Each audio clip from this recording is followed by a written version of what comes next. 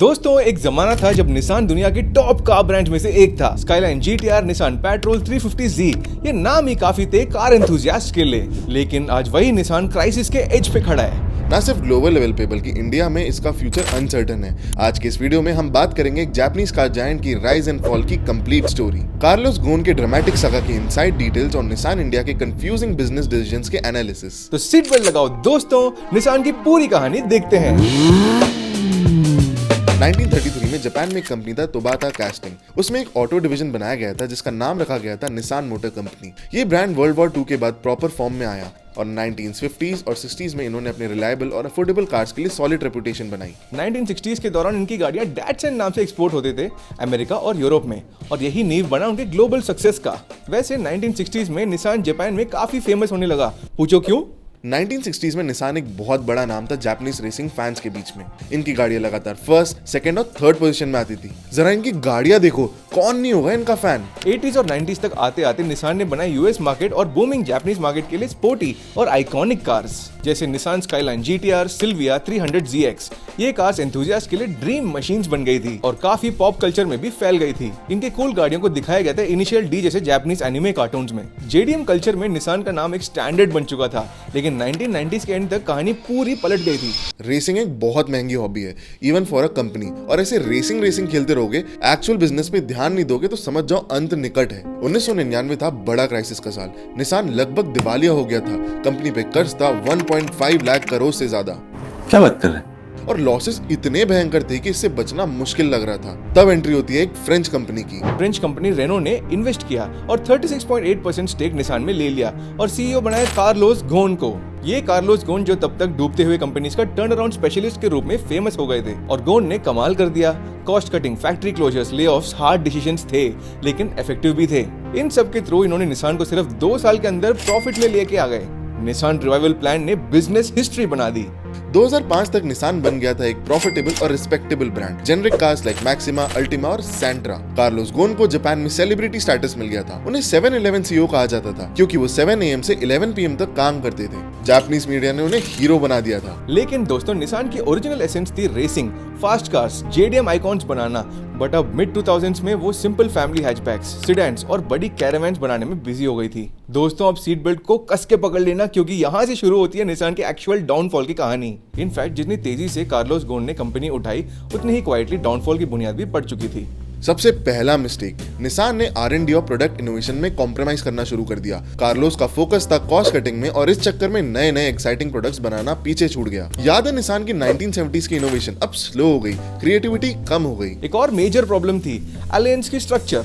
Reno, Nissan, Mitsubishi alliance में power का imbalance था। रेनो के पास निसान का ज्यादा स्टेक था, लेकिन निसान रेनो से ज्यादा प्रॉफिटेबल हो चुकी थी। ये तो क्लासिक चेला गुरु से आगे निकल गया वाला सिचुएशन बन गया था। मतलब पैसे निसान का, कंट्रोल रेनो का। ये कैसी इनसिक्योरिटी है भाई? ये टेंशन कॉन्स्टेंटली चलता रहा मीटिंग रूम्स में। Corporate politics at its peak. पर जहां पॉलिटिक्स होती है अच्छे लोगों के खिलाफ, समझो दाल में कुछ काला है। नवंबर 2018 थी एक बॉम्बशेल मूवमेंट। कार्लोस गोन को जापान में अरेस्ट किया गया फाइनेंशियल मिसकंडक्ट के सीरियस चार्जेस में। एलिगेशंस थी कि उन्होंने अपनी सैलरी डिटेल्स डेलिबरेटली छुपाए, कंपनीज फंड्स मैसिवली मिसयूज किए और पर्सनल लॉसेस निसान पे थोप दिए। ये था एक CEO जिसे जापान ने हीरो बनाया था। अब यही बंदा न्यूज बाहर आने पे विलन बन चुका था। From corner office to jail cell. अब समझे पॉलिटिक्स का जड़। और फिर हुआ एक माइंड ब्लोइंग धमाका। दिसंबर 2019 में कार्लोस गोन ने मोस्ट ड्रामेटिक एस्केप लिया जापान से। ये दोस्तों सच में न्यूज है, इसको कहानियां मजाक मत समझना। कार्लोस गोन उस टाइम के one of the biggest CEO जो उस टाइम बेल पे बाहर था, 30 दिसंबर 2019 में एक म्यूजिकल इक्विपमेंट बॉक्स के अंदर छुप के फ्लाइट के कार्गो बन के लेबनान भाग गए। गाइस ये रियल लाइफ है, मूवी नहीं। हॉलीवुड को इस पे स्क्रिप्ट बनाना पड़ेगा। एक और इंटरेस्टिंग फैक्ट ये है कि गोन भाई आज भी फ्री नहीं है। आज भी उनपे केस पेंडिंग है। इंटरनेशनल फ्यूजिटिव स्टेटस है उनका। कुछ भी कर लो, कार्लोस गोन के सडन एग्जिट के बाद निसान की लीडरशिप कंप्लीट वैक्यूम में चली गई। No clear direction, no strong vision, strategy का टोटल कंफ्यूजन हो गया। कंपनी लिटरली बिना ड्राइवर के ऑटो रिक्शा की तरह चल रही थी। अब आते हैं पोस्ट गोन एरा में। निसान ने लगातार एक लंबी सीरीज ऑफ मिस्टेक्स की। प्रोडक्ट्स बोरिंग और कंप्लीटली आउटडेटेड लगने लगे। कुछ मॉडल्स तो 10 साल तक अपडेट ही नहीं हो पाए। क्वालिटी कंप्लेंट्स ड्रामेटिकली बढ़ने लगे और कस्टमर सेटिस्फैक्शन रॉक बॉटम। ऊपर से ग्लोबल ऑटो मार्केट में मेजर शिफ्ट हो रहा था इलेक्ट्रिक व्हीकल्स की तरफ और निसान का इनोवेशन वहां भी पेनफुली स्लो था। कल के उगे हुए कंपनी जैसे टेस्ला, BYD सब आगे निकल गए। टू बी ऑनेस्ट, ईवीज तो वैसे भी नहीं बिकते, बट एक और क्रिटिकल प्रॉब्लम थी, ओवर एक्सपेंशन। कार्लोस गोन के दौरान निसान ने अननेसेसरीली ग्लोबल प्रेजेंस एग्रेसिवली बढ़ा दी थी। अब आप सोच रहे होंगे भाई सही तो है, ग्लोबल एक्सपेंशन तो सारी कंपनियां चाहती होंगी। हाँ, उन कंपनीज के लिए ठीक थी जिनके पास एक्स्ट्रा पैसे पड़े थे खर्च करने के लिए। 2020 में तड़पता फिरता निसान पैंडेमिक के टाइम पे ग्लोबल मार्केट संभाल ही नहीं पाया और उनके लिए ये एक मैसिव लायबिलिटी बन गई थी। Wrong markets, wrong products, wrong timing, triple trouble. Numbers देखो तो शॉकिंग है। 2020 तक आते आते निसान की ग्लोबल सेल्स ड्रास्टिकली नीचे गिर चुकी थी। जो 2017 में पीक 5.8 मिलियन पे थी, वो गिरकर 4 मिलियन हो गई थी। More importantly operating profit 75% crash हो गया था। स्टॉक वैल्यू लिटरली हाफ हो चुकी थी। एक जमाने में जो कंपनी टोयोटा और होंडा को सॉलिड टक्कर देती थी, अब अपने बेसिक सर्वाइवल के लिए डेस्परेटली रीस्ट्रक्चर कर रही थी market share. Vanishing brand value, declining future prospects, uncertainty. चलो अब निसान इंडिया की थ्रिलिंग स्टोरी सुनाते हैं। निसान ने इंडिया में ऑफिशियली 2005 में सीबीयू राउट से एंट्री मारी विद निसान टियाना और 2010 में रेनो निसान अलायंस के थ्रू चेन्नई में मैसिव प्लांट बनाया इन्होंने, जहां रेनो क्विड और निसान माइक्रा जैसे मॉडल्स मैन्युफैक्चर होने लगे।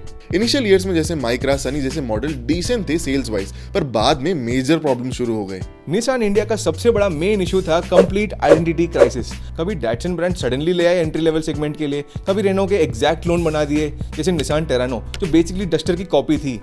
ब्रांड पोजीशनिंग वीक थी, product planning inconsistent, service network भी ट्रैजिकली कम था, कस्टमर कंफ्यूज्ड, डीलर्स फ्रस्ट्रेटेड कि भाई क्या करूं इस ब्रांड का। और बिगेस्ट ब्लंडर, डैटसन गो और रेडिगो लॉन्च किए गए लो बजट सेगमेंट में, जहाँ पहले से ही मारुति और ह्युंडई जैसे बड़े दिग्गज बैठे हुए थे, पर क्योंकि ये एक न्यू फॉरेन कंपनी थी, इन्होंने क्लासिक फॉरेनर मिस्टेक किया, भारतीयों को अंडर एस्टिमेट करने का। और भारतीयों मतलब हमारी जल्दी जल्दी जज करने की आदत इग्नोर करने का। इन्होंने अपने लो बजट डैटसन गो और रेडिगो में इतने कम फीचर्स दिए थे, टॉप मॉडल में इंफोटेनमेंट सिस्टम तक नहीं था। वैसे इंफोटेनमेंट सिस्टम थी इसमें, एक छोटी सी ऑक्स केबल निकली हुई थी along with the phone holder. लो बन गया इंफोटेनमेंट सिस्टम। और हाँ, वॉल्यूम एडजस्ट करने के लिए एक वॉल्यूम नॉब भी थी। आप ही बताओ क्या कॉस्ट कटिंग है ये। ऐसे देश में जहां गाड़ी लेना एक शान की बात है, ऐसे फीचर देने वाली कंपनी को कैसी इज्जत मिलेगी मार्केट में। एनकैप टेस्ट में भी कार बुरी तरीके से फेल हो गई, 0 स्टार्स। इंडियन कस्टमर्स का भरोसा कंप्लीटली टूट गया। सोशल मीडिया पे ट्रोलिंग, न्यूज और बड़े बड़े रिव्यूअर्स ने भर भर के नेगेटिव रिव्यूज दिए इसे। फिर आई एक और खतरनाक गलती, प्रोडक्ट लाइफ साइकिल मैनेजमेंट, जो हर MBA के पहले साल में ही सिखाई जाती है। इसमें भी गड़बड़ कर दी इन्होंने। निसान ने मल्टीपल मॉडल सडनली डिसकंटिन्यू कर दिया बिना सक्सेसर लाए। माइक्रा सही बिक रही थी, उसका क्या हुआ? गॉन। निसान सनी एक रेस्पेक्टेबल सेडान थी जो काफी सही कर रही थी मार्केट में, छोटे प्राइस में बड़ा सेडान, इसका क्या हुआ?